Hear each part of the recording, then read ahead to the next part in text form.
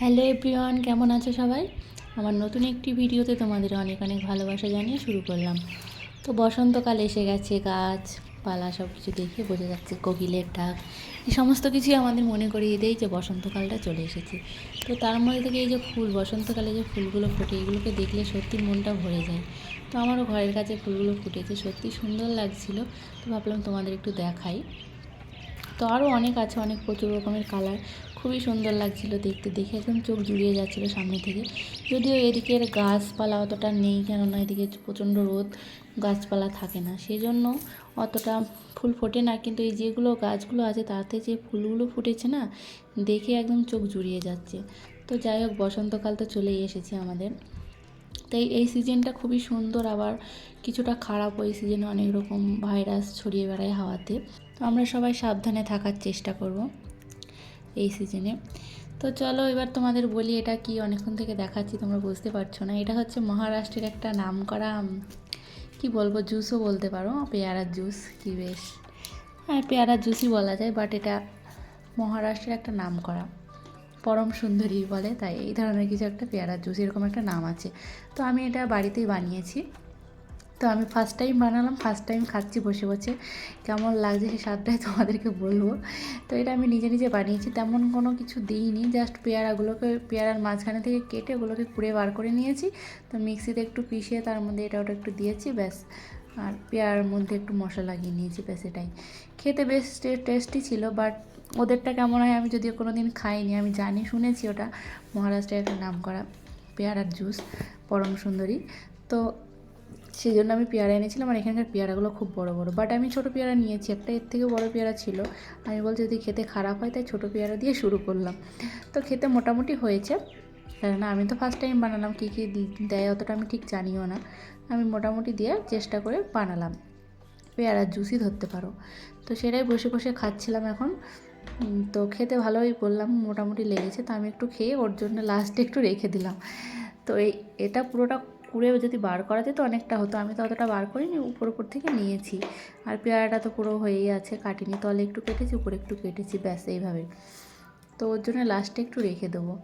তো তোমরাও বাড়িতে ট্রাই করতে পারো। তো আমাদের ওদিকে পেয়ারা যেগুলো পাওয়া যায় নর্মালি, সেগুলো খুব একটা বড় হয় না, বাট এদিকের পেয়ারাগুলো না প্রচণ্ড বড় বড়। তো এক একটা 1-1.5 কেজি পেয়ারা পাওয়া যায়। কিন্তু অতটা বড় পেয়ারার থেকে আমি মোটামুটি সাইজের, আমি যে দুটো পেয়ারা নিয়ে এনেছি, আমি তো 2-3টে করে আনি, বেশি আনি না, তাতেই 700-800 হয়ে যায়। এক একটা 300-400 থাকে কোনো সময়।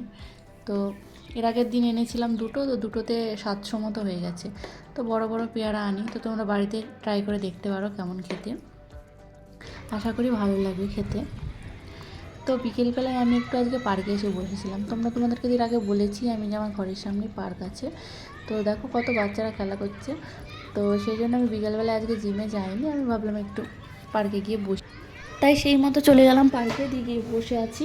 বিকেলবেলাটা তো এদিকে এখন 6টা প্রায় বেজে গেছে, কিন্তু এদিকে 6টার দিকেও হালকা হালকা রোদ রোদ থাকে, দেখেই বুঝতে পারছো বাইরেটা। এদিকে 6টার সময়টা রোদ পাওয়া যায়। কারণ এখন সন্ধ্যেটা মানে যত দিন যাচ্ছে ততটা দেরিতে লাগছে। কিছুদিন তো 6টা লাগতো, তারপর 6:30টায় লাগতো, এখন প্রায় 7টারও পরে লাগছে সন্ধ্যেটা। তো যাই হোক, এদিকে বেলাটা যেহেতু বড় হয়ে যাচ্ছে, ওদিকে আমাদের ওদিকেও তো এখন প্রায় কিছুদিন পরে 7টায় সন্ধ্যা হয়ে যাবে।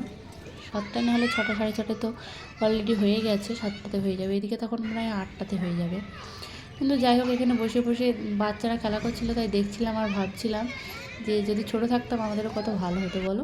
ছোটোবেলাটা সত্যিই সুন্দর, কেননা কত সুন্দর নিজের ইচ্ছে মতো খেলাধুলা করা, ওই লাইফটা ফিরে পাওয়া যাবে না। তো সেই লাইফটাকে সত্যি অনেকটা মিস করে, সবাই করে, শুধু আমি না। এই যে এই লাইফটা যদি চলে যাবে না, তখন মনে হবে যে ওইটাই ভালো ছিল।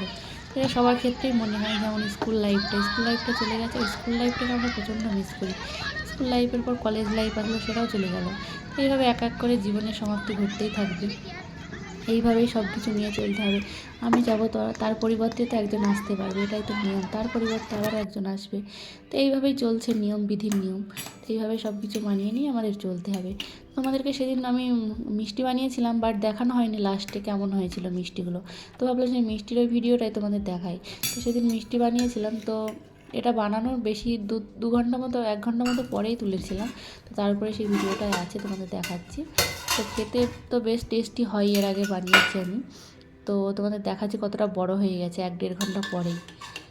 তো তো এর আগের দিনও দেখিয়েছিলাম সেটা কিছুক্ষণ পরে, তারপরে এটা আবার 1-1.5 ঘন্টা পরে আমি তুলে খেয়েছিলাম। তো অনেকটাই বড় হয়েছে, দেখতেই পারছো। খেতে তো বেশ টেস্টি হবেই, কেননা জানি, বাট আমি বেশি মিষ্টি পছন্দ করি না। তাও আমার বরের জন্য প্রচুর মিষ্টি দিতে হয়, বলে মিষ্টি তো মিষ্টিই হবে। তো ও অনেকগুলোই চিনি দিয়েছে, তা আমি বেশি দিতে চাই না, আমি অল্প মিষ্টি হবে বেশ ভালো লাগবে। কিন্তু ওর কথা সেটা না, বলে মিষ্টিটা মিষ্টি হবে। তো খেতে বেশ টেস্টি হয়েছিল, আমি তো খেয়ে দেখালাম তোমাদের, খেতে খুবই ভালো হয়েছিল। তো মোটামুটি এইভাবেই চলছে আমার দিনকাল। তো তোমরা সবাই কেমন আছো কমেন্ট করে জানিও। তো এইভাবে এক এক দিন তোমাদের এক একটা কাজ তুলে ধরি আমি, ঠিক কী কী করি। প্রতিদিন একরকম তুলে ধরতে তো ভালো লাগে না। তো আবার নেক্সট কোনো ভিডিওতে অন্য কোনো কিছু নিয়ে আসবো। তো ভালো থেকো সবাই, সুস্থ থেকো, আবার দেখাবে পরের কোনো ভিডিওতে। গুড নাইট সবাইকে।